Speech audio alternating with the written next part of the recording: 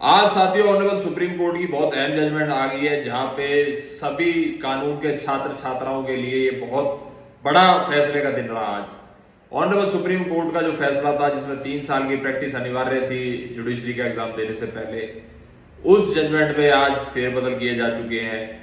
मैं आज उस जजमेंट को डिस्कस करने नहीं आया हूं आपसे। मैं आज हर उस लॉ के स्टूडेंट, हर उस लॉ के छात्र से एक अपना एक्सपीरियंस साझा करने आया हूं।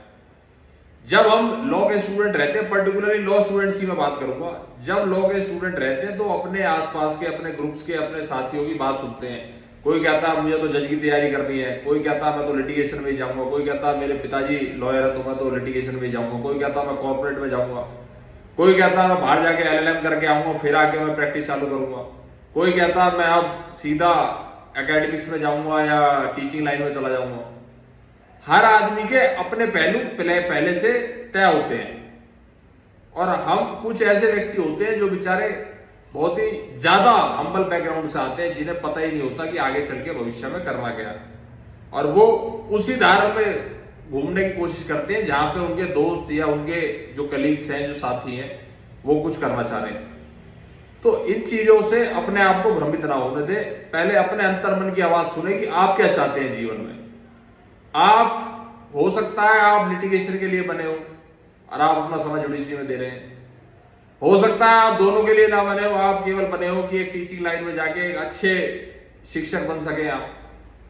पर आप ये सोच के चले कि just for the sake of security, just for the sake of security in your career, कि आप एक बार किसी कुर्सी पे बैठ गए, जज बन गए, तो आपका फिर जीवन सेट है।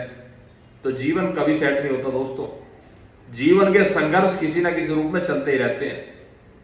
ये मत सोचना कि आप एक बार जज का एग्जाम देके आप क्लियर करके अगर जज बन गए तो आपका जीवन फिर किसी भी परिस्थितियों में बहुत बढ़िया चलेगा और किसी भी तरह की आपको दिक्कत परेशानी नहीं होगी। बहुत मेहनत का काम है और बहुत ही प्रेजेंस ऑफ माइंड और बहुत ही साउंडनेस ऑफ माइंड की आवश्यकता होती है।